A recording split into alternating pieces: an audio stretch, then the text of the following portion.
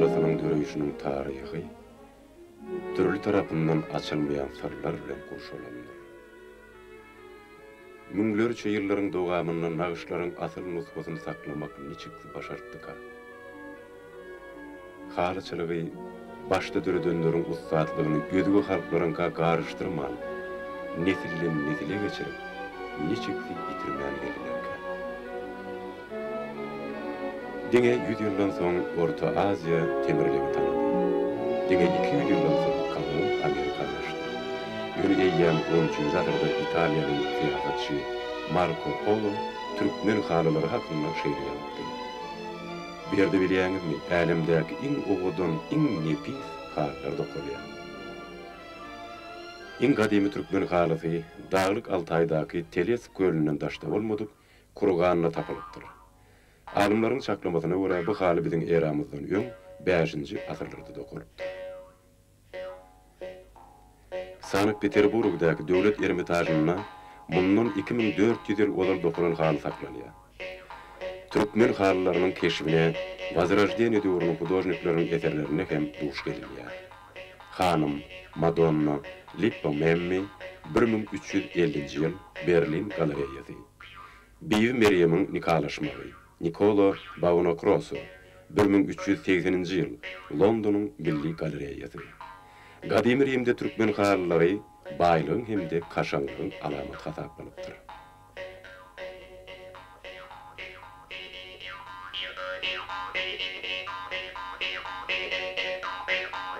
Halylaryň öz mekanynyň şeýle alyslara haýsy ýoldan düşenligi nämälimdir. Çaklamalara göre halylaryň dostluk hemde parahatçylyk nişany hökmünde mehmanlara sowgat berilmegi şeýle sebäpleriň biridir.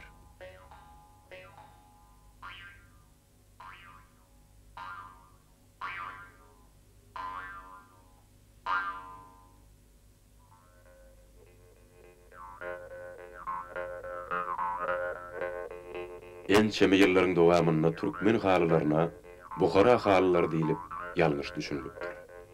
Muny ta 20-nji asyra çenli Orta Aziýada öndürilýän ähli harytlaryň ilki Buharanyň bazaryna çykarylanyny we soňra dünýäniň 4 künjüne ýaýranyny bilen düşündirmek mümkindir.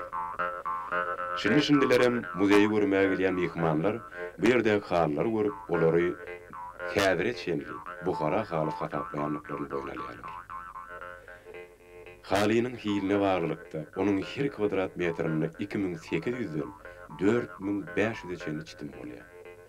Ondan könülörün haly dokumak iňe bilen goýup almakdan kyndyr diýeni bilen islemesen kulaşmak bolýar. Şeýde ahyryna ýyllar boýy renki solmaýan, diýsen kämil, hatda adamyň elinden çykan nälle, hut tebigatyň öz ýaradan diýdirýän ajaýyp hemde berk sunugy eser dörýär.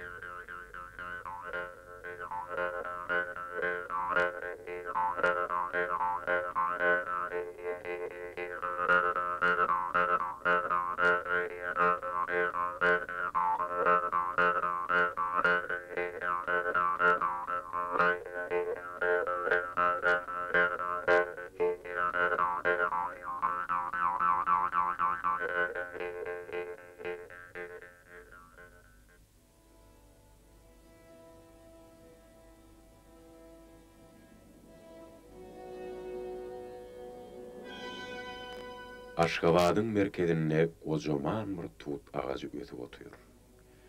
Arkadan 300 ýylynyň içinde ol gaty köp wakalara şaýat boldy.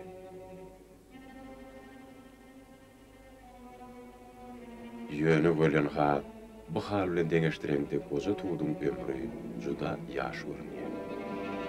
Ol gojaň arylmaly döwletini ýaman gözden saklap belýär.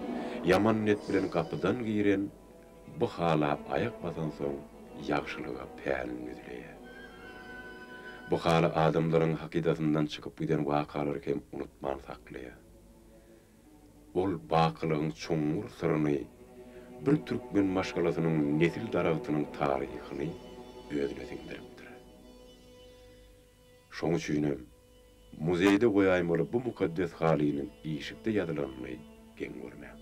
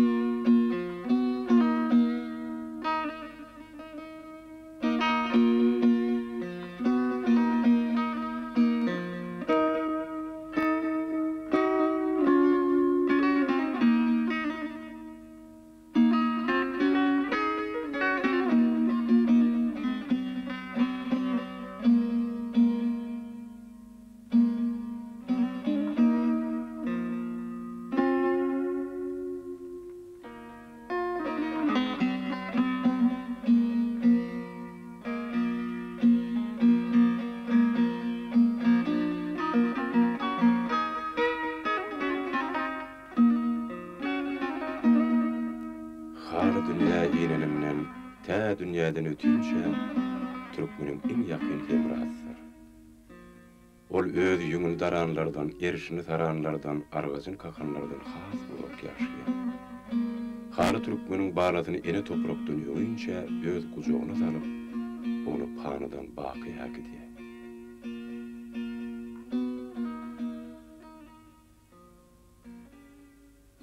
Dünýä ýaly kadymy halylar megerem, sorasaň Nuhdan habar berse gerek. Nagşlaryň manydan dolusaryny öwrenseň, Parfiya, Merwiýaly kadymy sivilizasiýalaryň çäklerine oturumly ýaşap, başga halklaryň täsirine garşyp gatışmadyk türkmeniň taryhyny açarsyň. Türkmen halatynyň gowhary gaşy göýerlerdir. Göýerler türkmeniň ata-babalarynyň dünýä garaýşynyň jemlenmesidir. Nagşlar, öýdümler, çitimler bolsa, dünýäniň guruluşyny möhürdir. Adam atanyň nesliniň ýerde peýda bolmagynyň syry hem şondadyr.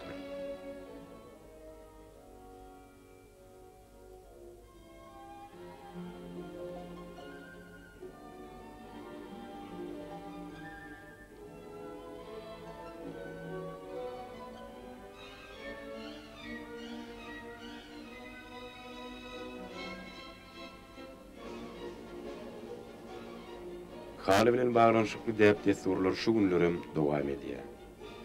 Toy dawaralaryň ýekejeri hem bagtyň hemde awadançylygyň nusraty bolan halysyz geçmeýär.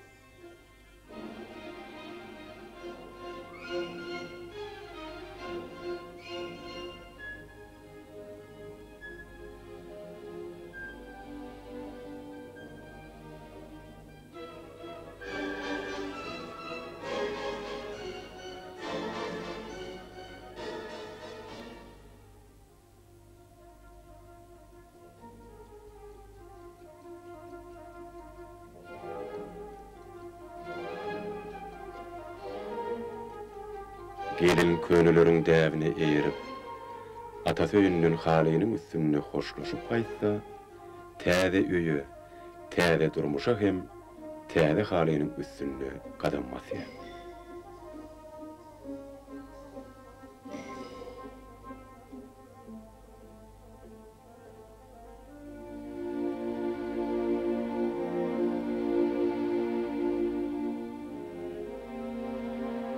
Türkmenler ýaňy dogan şaganyň dünýäsiniň tämiz bolmagyny arzulap, onu haly tallançakda ýatyrýar.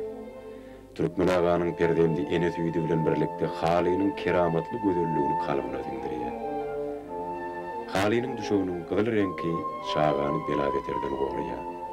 Ojoň öçmez odun alamatlandyrýar.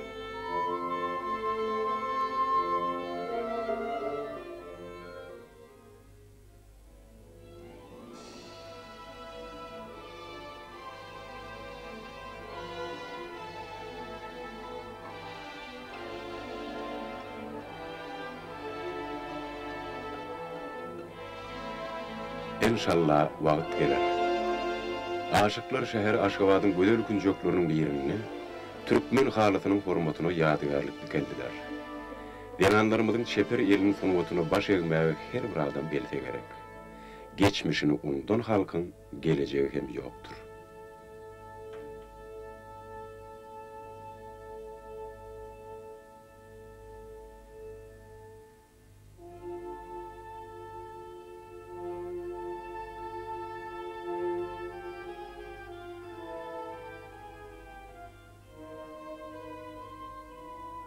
Iň gadymy senet bolan halyçylygyň sarpasyny tutmak bilen Aşgabatda türkmen halatynyň ýeketäk muzey açyldy.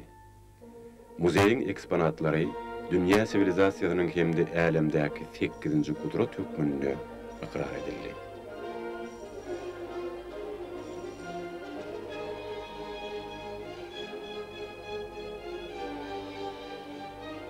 Türkmen kalıbı deyip adalan yeryüzündäki iň uly el halaty görünleri hayranlygy. Bu ägirt halalyny 1941-nji ýylyň tomsy bilen 1942-nji ýylyň ýazy aralygyndaky ýowuz günlerde 36 sany Edwer harjy denen okudy. Halalynyň tutýan meýdany 193,5 kvadrat metre, agramy bolsa 865 kilograma barabardyr. Gynançly ýeri gadymy hemde sada halkyň kalybynyň keşbini hala geçirenleriň köpüsi häzir bizim aramyzda ýok. Ýöne olaryň ady halkyň hakydatynda hemişelik ýaşar.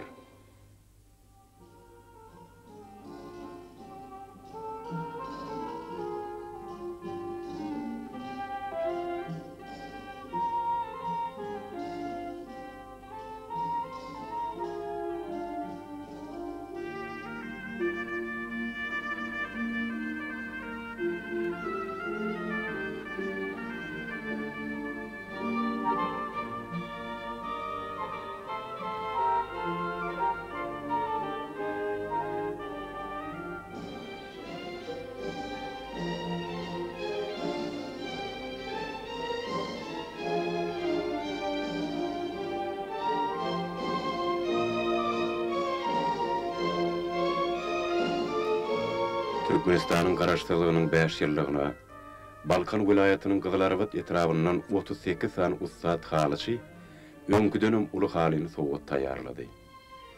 Büýdülere, bu keşplere ünsüz eredin, ýatda saklan. Olaryň hünäri bilen dören sunugda gelecekki nesilleri gurnur. Dogrusy, bu jadyl senediň düýbüni ilk tutanlaryň kimdiginiň bile hiç açan ma'lum olmajakdygyny görýär, arman çekýär.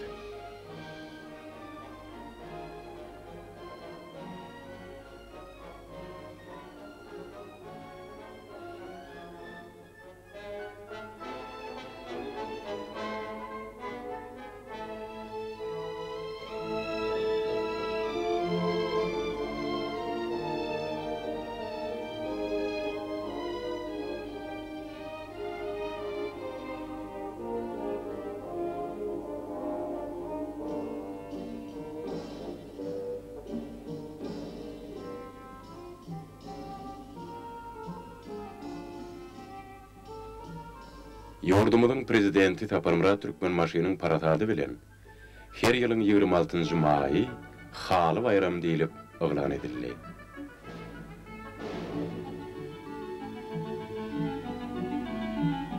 Diyarmyzyň dürli günjegindäki uwuz gelin gyýyzlar bu bayramçylykda öz hallary bilen sunugat muştoklarynyň göwnüni galkındyrýar.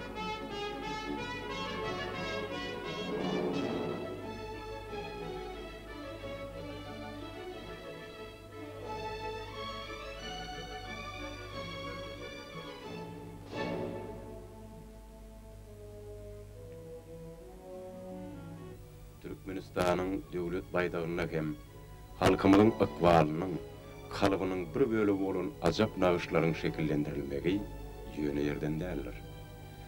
Baýdakda 5 göliň jemlenmegi türkmenleriň agdybirliginiň hemde bitewliginiň nyşanydyr. Ederleriň sahawatly däwin dowam etdirmek bilen prezident Saparmurat Niýazow Birleşen Milletler Guramatynyň ýarym asyrlyk ýübiley dawarasynda çykyş edip, bu möhüm siyasi wakaniyetlenip tokalan Türkmen halatyny bu halkara awrely gurama sowgat toşurdy.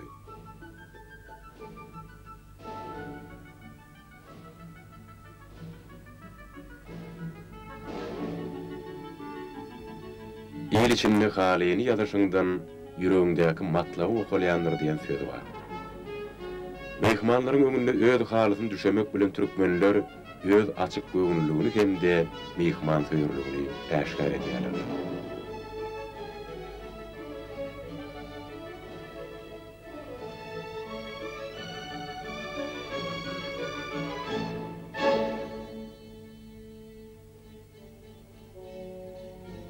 Renkleri doýgun, salihatly. Sowatlar tapmaçadek sarılı bu nagyşlar ötün dünýälaryň dilsiz şaýatdyr. Olar edil şu günlerin bizim durmuşymyza şatlyk hemde mähreçiliğe. göller, nağışlar, öýdümler, çitimler. Çeperliğin en acap açışların bir hükmünle gör bak nicemi asırlar gäri sırrını açman biri tolgondurup gelýärler.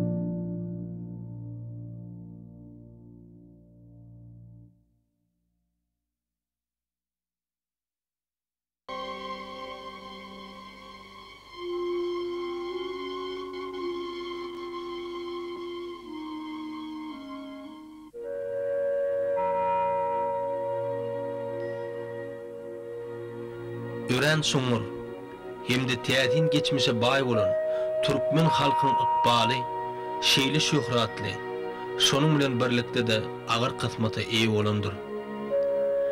Taryhyň geçmiş şeşmelerini öwrenmek bilen biz özümiziň geljek nesillerimize bahasyz mülk miras galdyrdygymyz bolar. Çünki ol hökmandyr.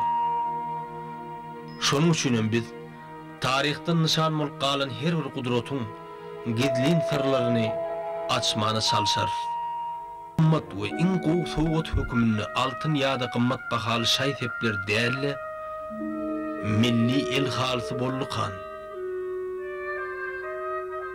Halinin gölleri bilen halkyň arasyna nähili baglanşyp barkan. Dünya alimleri her ýyl Türkmenistanda geçirilýän simpoziumlarda haly gölleriniň many mazmunynyň gizlin sırlaryny biljek bolup, onu okumana synanşýarlar.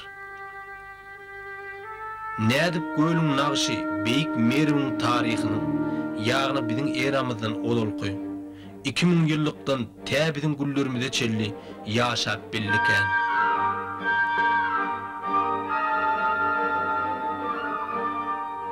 Belkim geçen 1000 ýyllyklarda haly gölleri dini alamatlaryň bir görünüşleri bolup hyzmat edendir. Eýsem türkmen hallarynyň nagşlarynyň inşa sırlary nähili dörüdiken.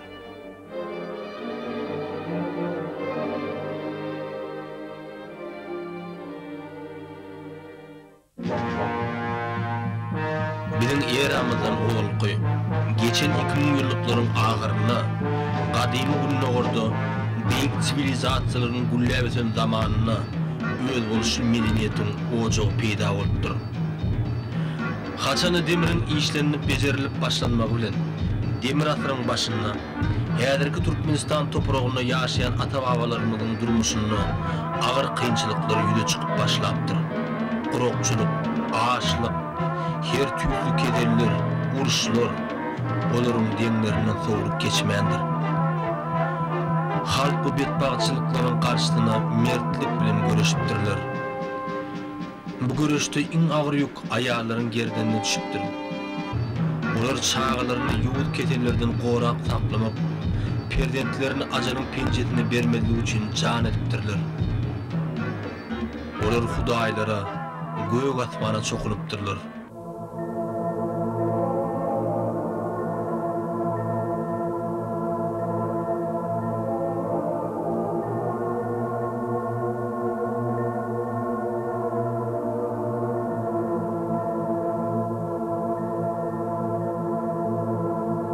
Ayarlar özlerinin asmandan iyi verilen alamatların ve umidlerin birisinin nazarlarından saptırmandırlar. Olur bu alamatları mukaddes hasap edip, öz yüreklerini bak orun veripdirler.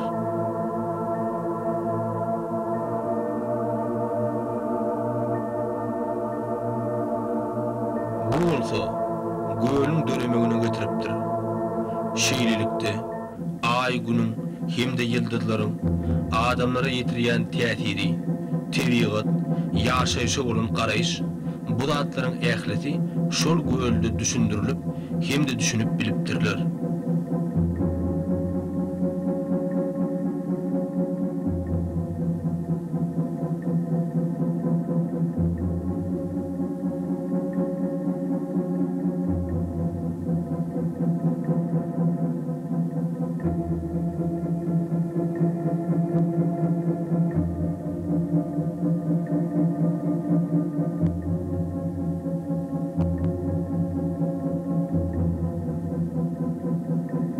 Adamlar bu mukaddesligi dokmaň üstülen ömürlük nişan galdyrypdyrlar. Biziň eramyzdan öň 4-nji asyrynda Aleksandr Makedonskiýiň biziň toprağymyza gelmegi, 7-nji asyrda bolsa Araplaryň gelmegi, ýa-da 13-nji asyrda Çingiz Hanyň san tajak goşunlary bilen ýurtlarymyzy harabaçylyga öwürmegi bize mukaddes bolan hal senedinin ýok bolup gitmegine täsir edip bilmendir. Tersine, biziň hallarymyz dünýä ýüzüne ýaň berip, pajarlap üsmegine dowam edipdir. Ýyl ýylynden ýyl, asyr ýylynden asyr geçdi-de, dünýä ýüzüne kopýan ähli wakalar Türkmenistanyň öz akymyna dolap alypdyr. 20-nji asyryň başy yenide Türkmenistany gowy wakalar sarsyrýar. Dünýä sarkyn salan harby interwensiýa we grajdanlyk uruşy başlanýar. Uruşda öz mukaddes ojaklarynyň ýylysyny ýitirmän, halçy gelin gyýlarymyz hal dokumaklaryny dowam edýärler. 1925-nji ýylda Türkmenistan Sowet Sosialistik Respublikalar Soýuzynyň hataryna girýär. Türkmenistan üçin öz hallaryny bütün dünýä sergisinde görkezip, söz bilen beýan edip bolmajak, deňsiz taýsız gözellige ýuwrulan, sırly göýelleri bolan hallarynyň hakyky esiniň özligini subut etmäge mümkinçilik döredýär.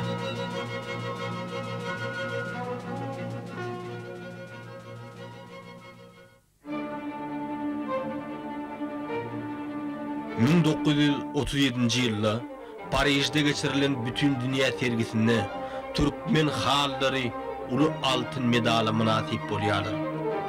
Bu hallaryň täsin göýelleri sergiýini guruýjulary anqadypdyr. New York şäherinde geçirilen bütün dünýä sergisinde Türkmen hallary iň ýokary baha eýe bolýarlar. Türkmen halçylyk sungatynyň awry kulli jahana dolýar. Türkmen halçy gelin gyýlary öz sungatyny nesilden nesile arka miras goýup gidipdirler. Ýöne olaryň atlarynyň kimdigi bolýan gynansa gam nämelimligine galypdyr.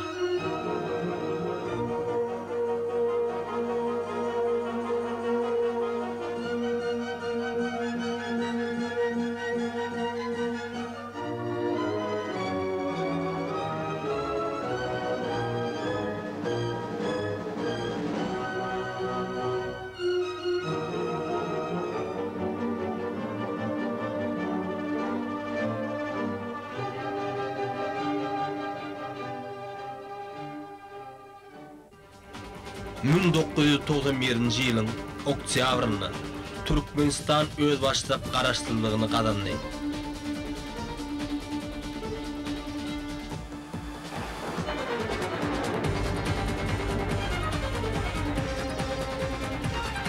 Türkmenistanyň ilkinji prezidenti Saparmurat Atayevich Niyazow hal sulgatyny ötürmeň ýollaryny hatda artdyrdy. Yılın yılı täze hallar dörep, dünýä ýüzüne ýaýrap başlady. Dünýäde iň gödül, hemde iň uly äpet hallar Türkmenistana dokulyp başlandy. Türkmenistana gelýän her bir hormatly mihmana, bizi ata-baba däbimize ýerip, olaryň öňlerine hallarymyzy ýazýar. Hemde hallarymyzy olara sowgat berýär. Bu bolsa türkmenleriň mihmanyna bolan çäksiz hormatynyň nyşanydyr. Yılın yılı täze hallar dörep, dünýä ýüzüne ýaýrap başlady. Dünýäde iň gödül, hemde iň uly äpet hallar Türkmenistana dokulyp başlandy.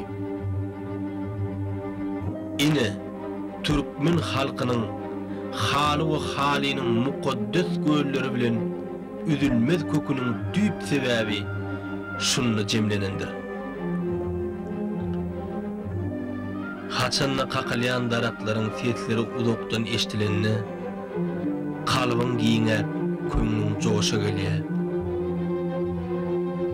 Sebäbi biziň toprağymyzda ýaşaýan adamlara berilen Allah taraplaryň uly bir peşgeşdir. Halçylyk senedine henüz bize ma'lum bolmadyk.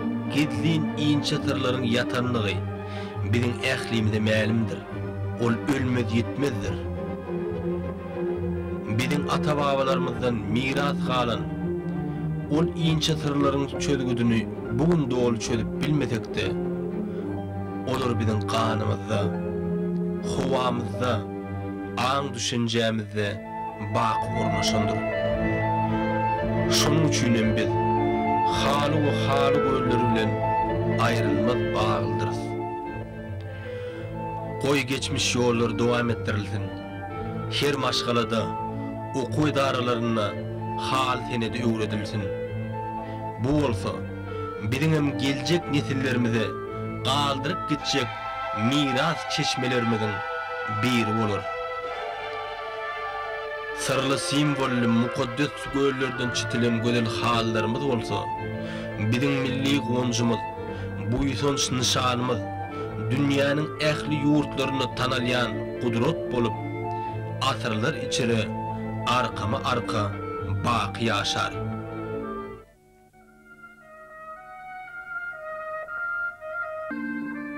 Ýene-de men göýleriň döreýişi hakyny oýlanýan. Belki de bu mukaddes göýler meniň oý pikirlerimden başgaça dören bolmagda ähtimal. Bu barada soňlar ýene-ýeneler köp aýdarlar. Ýöne men bir zat ýagşy bilýän. Olam biziň mukaddes bolan bu sırly göýler geljek nesillerimize de mukaddes bolup galar.